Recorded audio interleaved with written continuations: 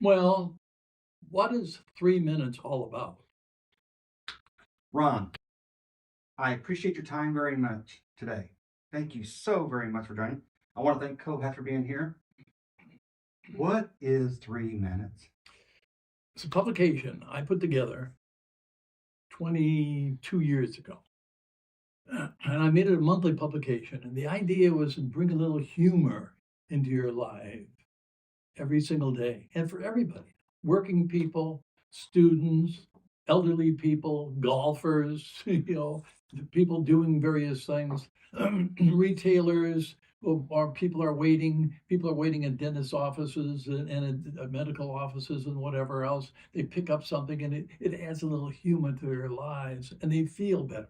The idea is just to let people feel a little bit better. The advertisers liked it because it was getting to the people at a very good time. It's sort of a vulnerable time. They were sitting there waiting and thinking about their problems, and all of a sudden they see something about, say, Lake Miriam Pawn Shop. Right after Jim opened up in South Lakeland, he began advertising with me, and people would see that and they'd say, "Hey, I can get jewelry for half the normal price. Wow, it's phenomenal. Some of it might be used, some is new, but I can do a lot better than I would normally do."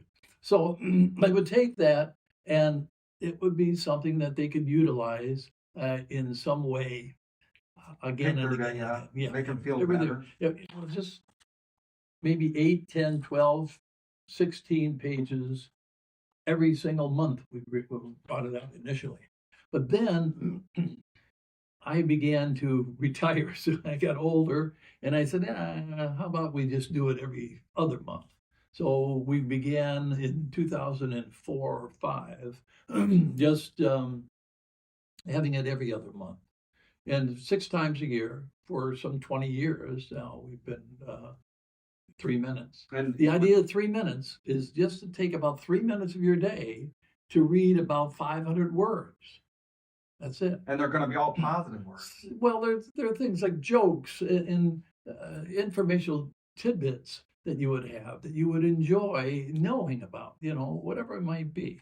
You take a little question. A bat and a ball costs $1.10. The bat costs $1 more than the ball. How much did the ball cost? A dime? No, that's what everybody says, a dime, but it's not. It's 5 cents. You have to think about it. $1 more. See, the bat Oh. costs $1 more. Okay. So it's just little informational Little tidbits typical like that. things. But then I also got into things like factual information about the world, about why is the sky blue? Why is the grass green? People want to know these things, but they don't really, they're kids. They would ask their mother and father, and they say, well, God made the sky blue. But that's not the case. The case is what really transpires in the universe to allow for this to occur.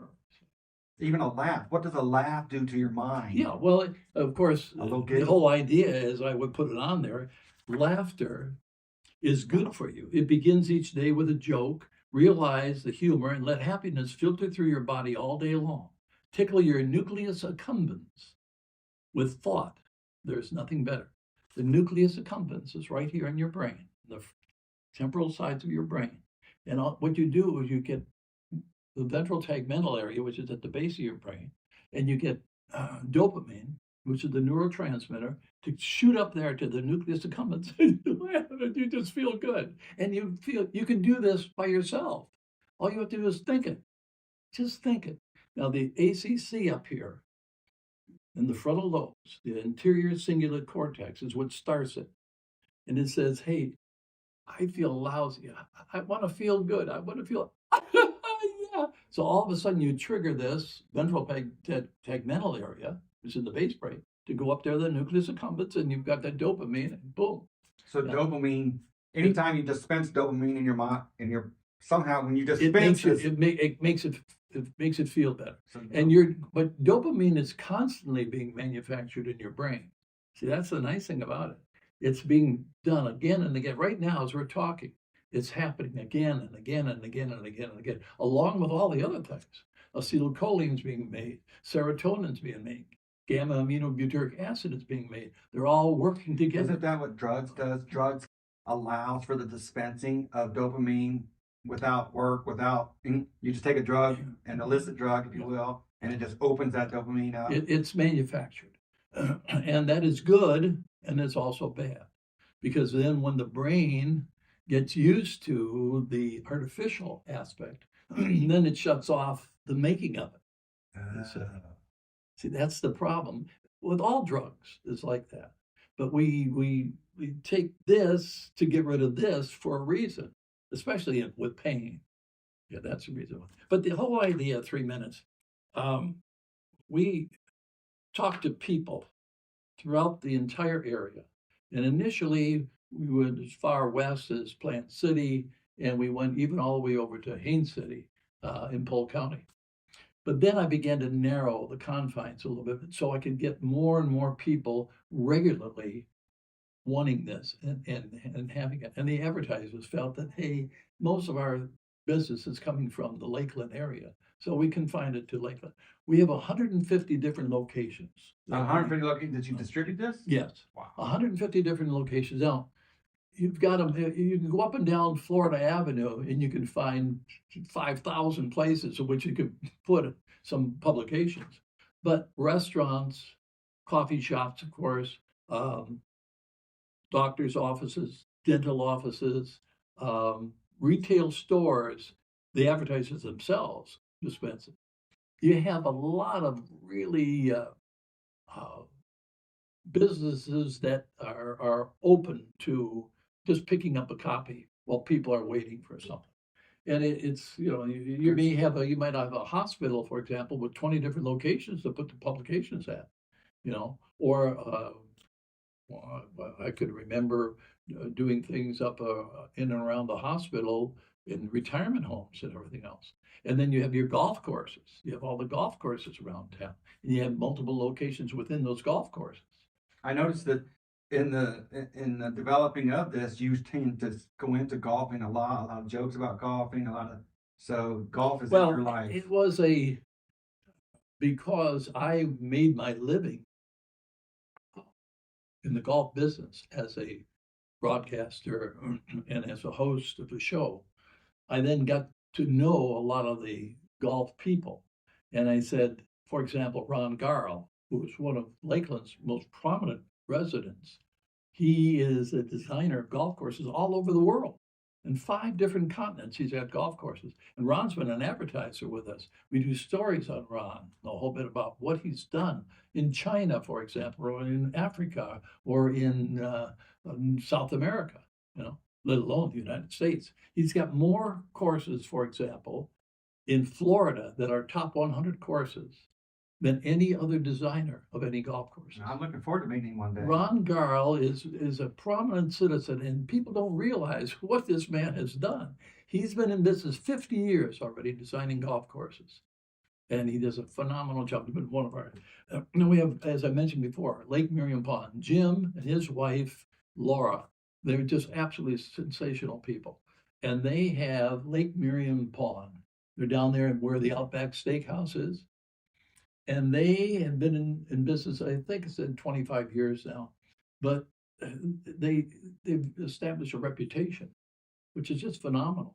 And people will just go and they stop in there all the time. And boy, they'll see their ad, here. You've been an advertiser with you from the beginning? Almost from the beginning. I can't remember a year that he wasn't, or even a time that he wasn't. But he's, He's a staple in our community. Here it is here, Lake Miriam Pond, right here. Along with Jim from the well, we've got shoe repair, Jim. Well, Jim McFarland. Jim McFarland, of course, the McFarland shoes is a staple here in town. Just great. And so is Anthony's Health Hut. For 20 years, they were advertisers with us. Haycock Insurance was right on the corner of Main Street here in Florida Avenue. For umpteen years, they were a part of this. We've got the National Auto Show, which we've got our version of it right here in the Lake Merritt Classic.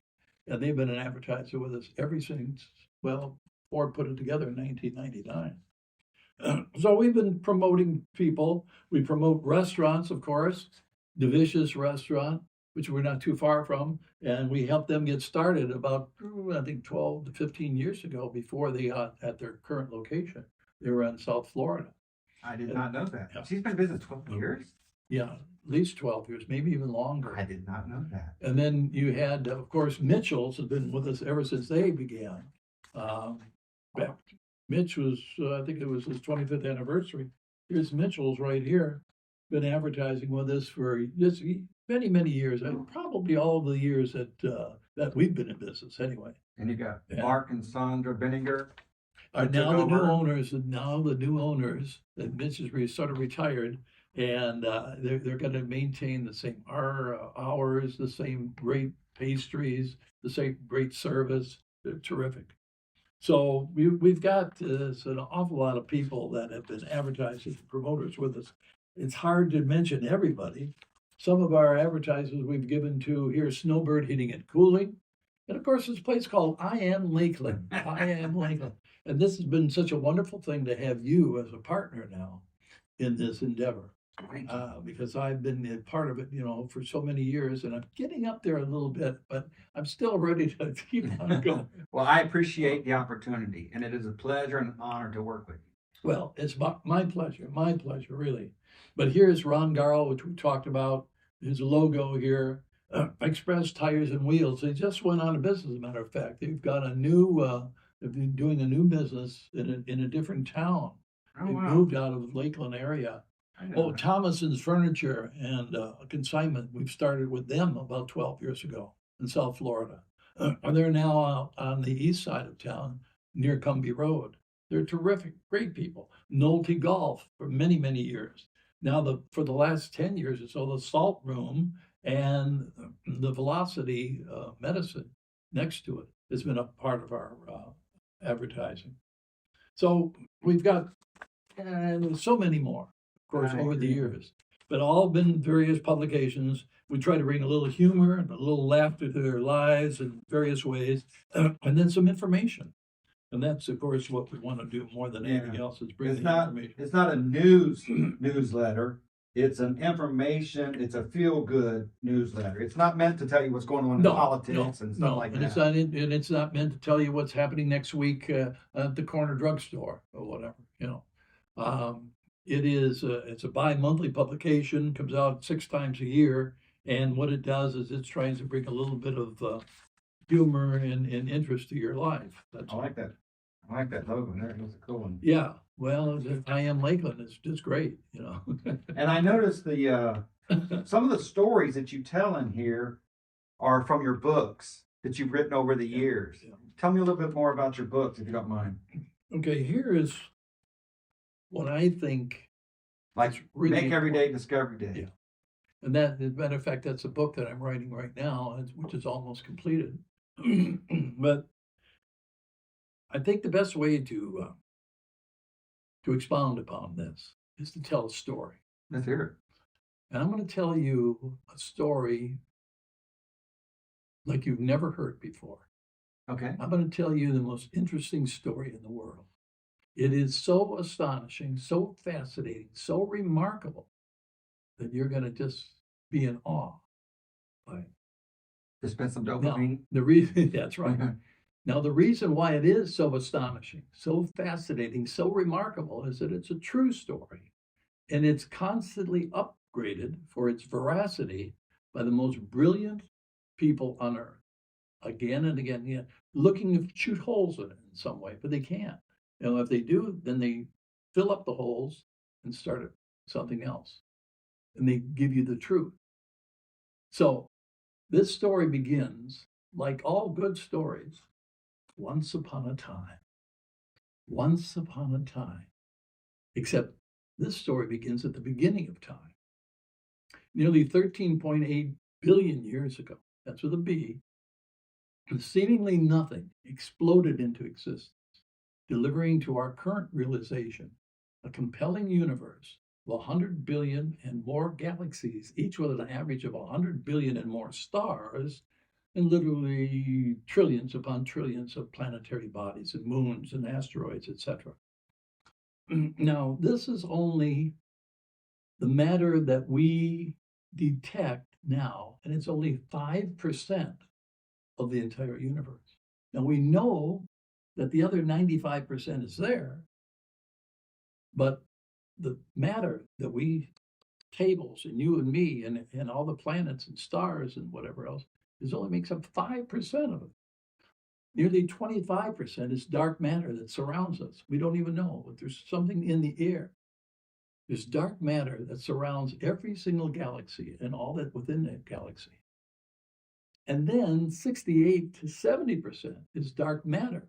This is matter that's between the galaxies, pushing them apart at enormous speeds.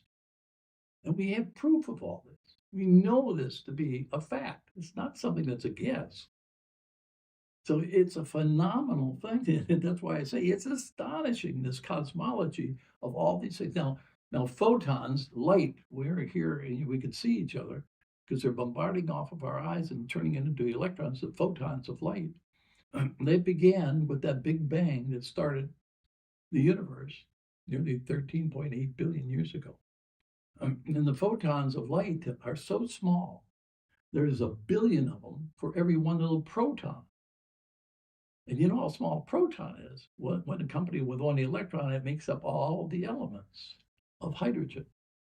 And hydrogen, they have two protons, two electrons make up helium, which is the next largest of the elements.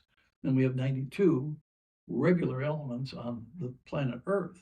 But it's unbelievable that we have all this, that we can see this and we can understand this and all these things that are happening. Now, protons take 7 billion years to fuse into the next largest, helium. These protons that are just single by themselves and with an electron, which is called hydrogen. Just to follow you, is this still part of the story? Oh yeah, this is all Okay. part of the story. This is how the story begins because we have to start someplace. And we began nearly 13.8 billion years ago. So you've got this hydrogen to helium, which is fusing, and it's fusing right now in our sun. That's what makes the energy, is that fusing of hydrogen into helium. Now, 600 million tons, get this, 600 million tons of hydrogen is being converted or fused into 596 million tons of helium every second in our sun. Every second, this is going on. This is what keeps us alive. This is what's going on. And this is where we get the energy for everything. That's what's so phenomenal. Now, about 93 million miles away from that sun is the planet Earth, which receives its light 4 minutes and 19 seconds after it emanates from that sun star 93 million miles away. It takes 4 minutes and 19 seconds from that photon, a little photon of light, to make it all the way to Earth. This is 93 million miles away. It's fascinating. Actually, that's the astonishing part. Now comes the fascinating part, the really fascinating part, and that is, how did life begin on this planet? Approximately 4 billion years ago. The Earth formed about 4.7 million years ago, but life didn't start on this planet till what is believed to be 3.8 to 4 billion years ago. Now, that is a really long time, but yet it's a short time when it comes to the universe, Coincidentally, I think that's how old my mother-in-law is. I'm just kidding. Well, that's the wonderful thing you get from 3 minutes too. You get that humor. So that's that's probably what's in one of my. The idea is to take something like this factual information that we've learned, and try to decipher how we've come to be who we are. Now people have to understand how life began. Life began by a combination of these elements that came together under pressure, under heat, and over time. And that's how hydrogen and helium became other elements. All these elements came together and they formed ribonucleic acids. These acids, like ribonucleic acid, became deoxyribonucleic acids with the addition of oxygen. And all of a sudden we have DNA. And all of a sudden we have archaea. We have we have various things that are cloning each other. They're just one after the other, until about 500 or so million years ago, where we have eukaryotic life forms coming together, where two cells split and become two different cells. Splitting. Yeah, That's how we came about. We had one exactly. cell That's fertilized. eukaryotic cells, and then you have cloning cells that just clone each other. But all of a sudden, to gain the ability to last longer, cells began to divide and then have daughter cells. And that's when we got into more sophisticated life. And life began to form. That's what made it so fascinating, that we have not only the various bugs and viruses and things of that nature, but we got into little fish and worms and then fish and then larger fish and then amphibians. And then all of a sudden dinosaurs came on the scene. And for over 100 million years, they ruled everything. And if it wasn't for an unbelievable explosion about 65 million years ago, the dinosaurs would still be ruling everything. Humans wouldn't even be around. But because of this unbelievable explosion of an asteroid hitting the Earth went dark, and all of those giant animals began to die off. And all except for the birds. The birds are remnants of dinosaurs. What about the cockroaches? Yeah, well, they could be too. Come to think of it. But humans came on the scene. It's all evolved over time. So that means we're all one. Yeah, We're all related. Exactly. But the primates came on the scene about 25 million years ago. Chimpanzees overcame bonobos, different type of primate, and we took on the characteristics of a chimpanzee. And then from that, over time, we became humanistic. But we weren't humans yet. We still didn't have the sophistication that we have here. But over millions and millions of years, then finally man began to form. And we have evidence of this exactly now. We have 23 pairs of chromosomes, which distinguish us from chimpanzees at 24 pairs of chromosomes. That happened about 5 to 6 million years ago. We have strong evidence of that. And so then mankind began to get more fascinating and more fascinating over time. Cro-Magnon man, Neanderthal man, self-aware, then human man. We began to make fire. We began to find ways in which to make the wheel. We began ways to do various things. And then, of course, to kill. And then humor popped up. And then, well, there probably was some funny things that occurred, but they weren't in words. So it wasn't the 3 men of publications available at that time. But you have the fascinating aspects of life. Life is so fascinating. And humans came on the scene about 70,000 years ago on a permanent basis. Now, humans have been around. We have evidence of human beings 200,000 years ago. But they died off in various areas, except for in Africa, the plains of Africa. And they finally moved out of the plains of Africa, where we're down to about 2,000 human beings. And then we finally moved north and east and began to flourish. Neanderthals were still around at that time. And we mixed for many, many years. But Neanderthals died off about probably 15,000 years ago or more. But human beings, we've flourished ever since. But it was the human brain that did it. It was the human brain that gave us this unbelievable ability to flourish in the way that we have. And that is the third part of our story. That is the remarkable part. The human brain. Think about this. From the 25th day of gestation, after conception, the human brain begins to compile neurons at the rate of 250,000 a minute. Every 4 minutes, a million. Every hour, 15 million. Every day, It just 360 divides million. itself and divides itself. Again and again to 100 billion neurons. At that time before it's born, 100 billion. So the child, you were born with 100 billion. I was born with 100 billion. But then they're pruned in the first 2 years because there's many that are redundant. And so we've got down to maybe 82 to maybe as many as 84 billion neurons. These are the thinking cells. These are the ones that have arms that are called axons and fingers that are called dendrites. And they reach out for the next neuron and the next one all the way through our brain. And this happens again and again and again where they're utilized. And you've all kinds of different brain cells, like glia cells, pyramidal cells, Purkinje cells in the back part of your brain here in the cerebellum are very densely packed Purkinje cells. But the neurons are the ones you think with. And this is what really makes it, and you and me, so remarkable, is that these neurons can do the job that they do. And that is the last part of our story. The story where how do things happen? When you're listening right now and I'm speaking, how is that occurring? What makes that feasible? Well, you think you don't. I think it comes in through my ears and it goes to my brain, and my brain interprets it to some degree. How does it all happen? What starts it? Dude, I've been trying to figure this out my whole life. Well, exactly. All people are looking to find out. It happens within the cell. Like thieves in the night, these ribosomes and lysosomes. They're little ingredients outside of the nucleus of the cell. They sneak in to the cell core and they see all this DNA and these chromosomes all interwound in there. We've got these 23 pairs, and we've got how many? 6 billion, 3 billion pairs of DNA in that little cell. And they sneak in there and they keep looking around. They can't extract it.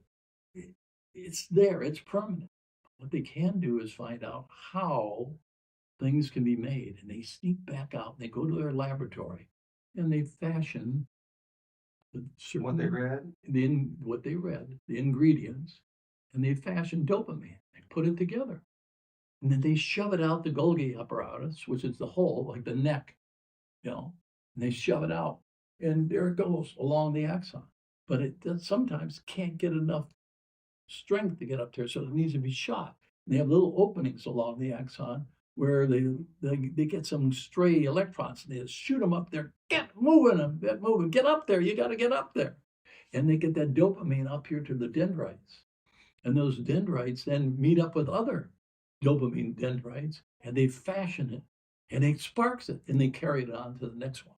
And that happens in 1/10,000th of a second. And that's what's happening in your brain right now, in my brain. That's how thought, word, and deed is made in all of us.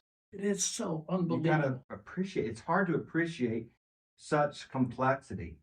I can only rationalize the truth because I can't follow. Right. I mean, I've chosen not to. I could probably, but understanding that it happens is so much easier for me to say than to try to study how it happens. Well, I take for granted that it happens, that something. But it makes it even better when you understand it, when you read about it or you hear about it, and you say, wow, or try to shoot holes in it.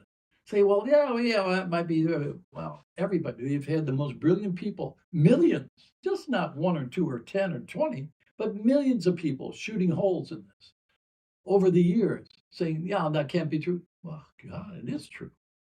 It's true.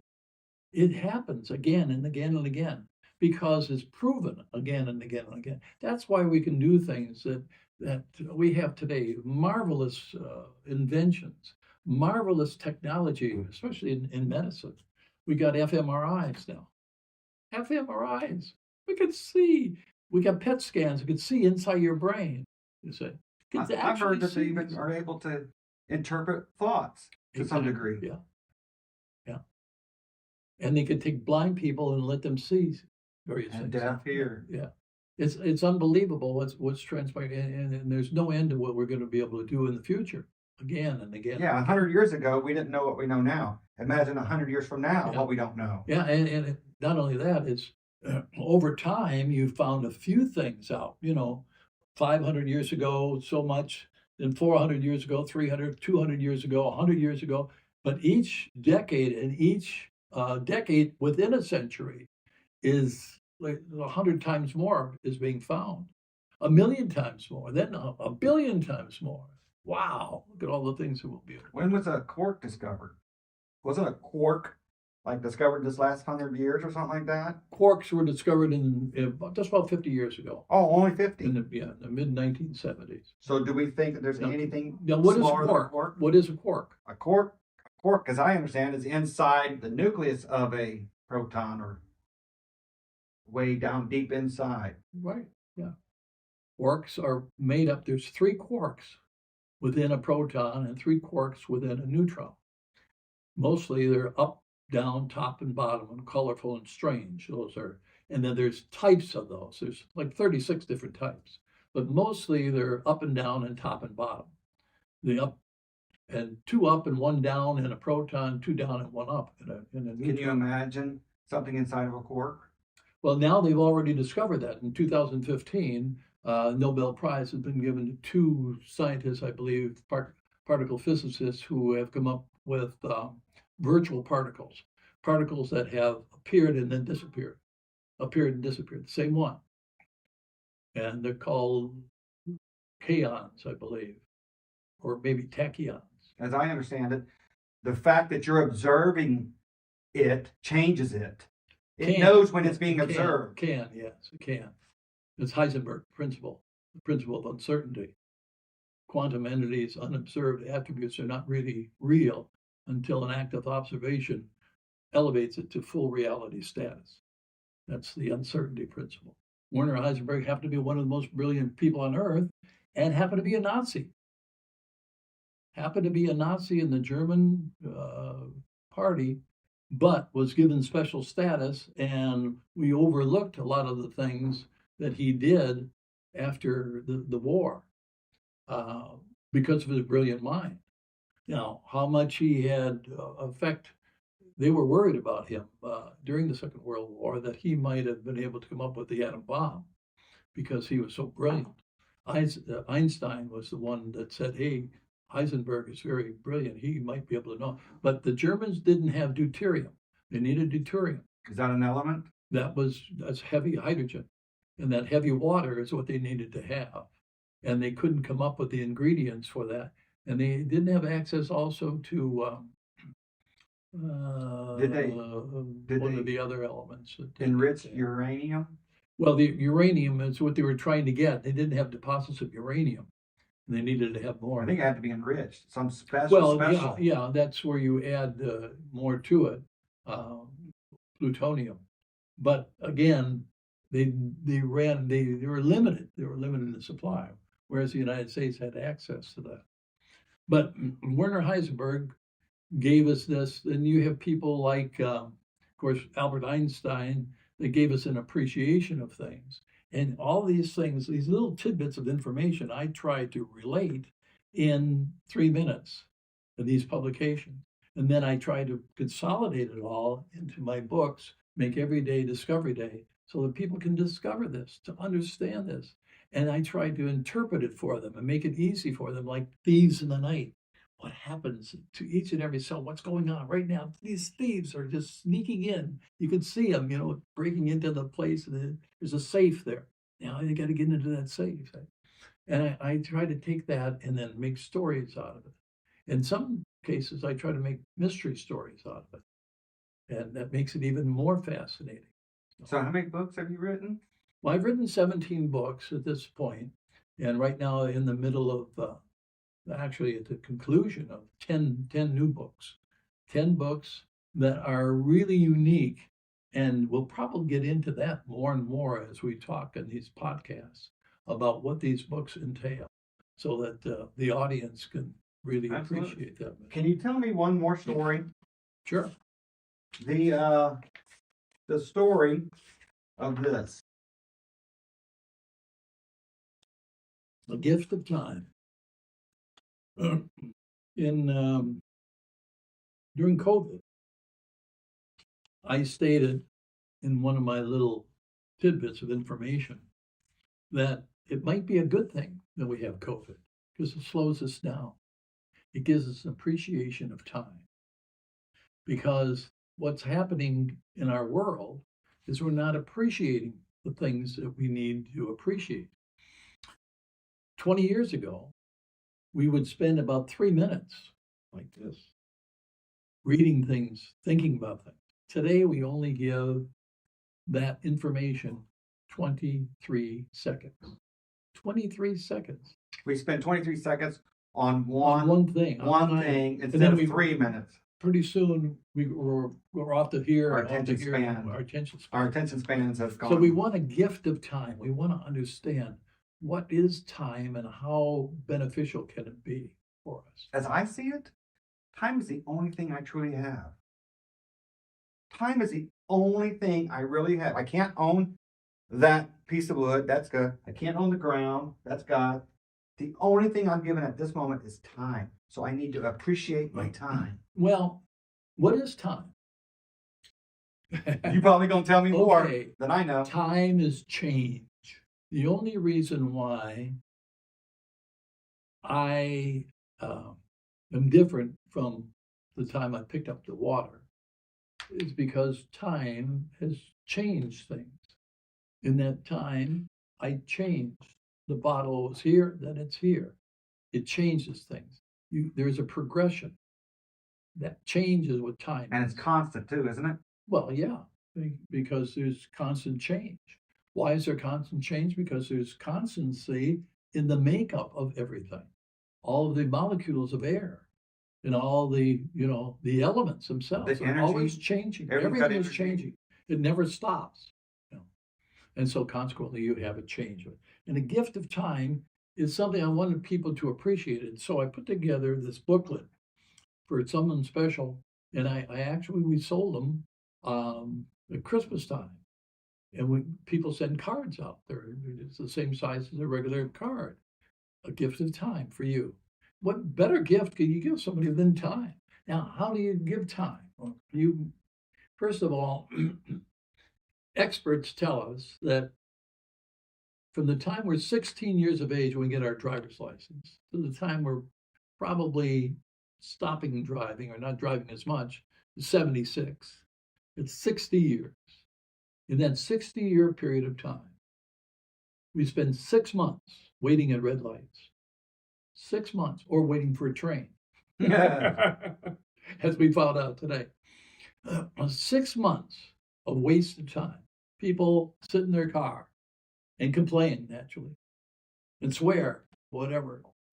But what they should be doing is thinking about all the things that I just got through talking about, finding out things. How do you know about this? How did this happen? Why is the grass green? Why is the sky blue? You see? Discover. Make every day discovery day. And you could sit in a car rather than listening to the music or smoking cigarettes or being on your cell phone. Yeah. The cell phone, you can discover things, but too often you don't really discover something that will stay with you. You'll find out about it and then but the problem with that is the fact that it also can be disconcerting because then you're right in the middle of something and the car moves. Just utilize your brain. And then later on confirm it with your cell phone or your computer. Find out then and say, okay, yeah, that's true. How fast is the earth moving? Right now, we're sitting here and the earth is moving at what? 1,000 miles an hour around, right? The sun. 24,000 miles. It's spinning itself or it's going around the sun? We're just spinning itself now around. As a kid, it's 24,000, As a kid, I think I was taught like 100 miles an hour. No, 1,000 miles an hour. 1,000. Yeah, because you have 24-hour days. You have 24,000 is the circumference of the earth. So just 1,000 miles. It's pretty simple. Okay. But how fast is the entire earth moving around the sun? 67,000 miles an hour on average. 67,000 miles an hour, we're just moving through space. But the sun and all the planets, Mercury and Venus and us and Mars, we're all moving around the center of the galaxy at 488,000 miles an hour, nearly 500,000 miles an hour. And then, of course, the entire galaxy, Milky Way galaxy, is moving out and away from all other galaxies at 1.3 million miles an hour and speeding up constantly. But yet, I'm aware that I'm sitting here with you, talking to you right now. How is that possible? It's unbelievable. It should have happened. We put it all together, Don. we put all of this together by our thinking. That's what's so phenomenal. It's all those little, it's all those little neurons, and they're working like mad to synapse.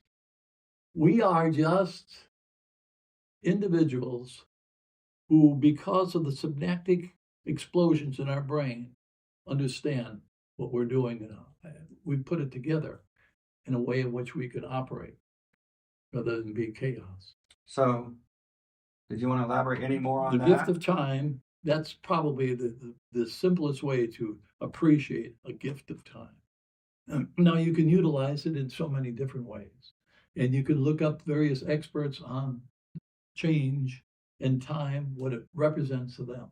And I just happen to have put together a little idea about the time because I had gotten a watch from my father, who got a watch from his father, and it had to do with, it might have been Einstein's watch. And we toyed with that whole idea because it was the same thing, it was the same make, and it was at the same time as he had some problems when he came over from Germany to the United States. And it was engraved. And it was engraved.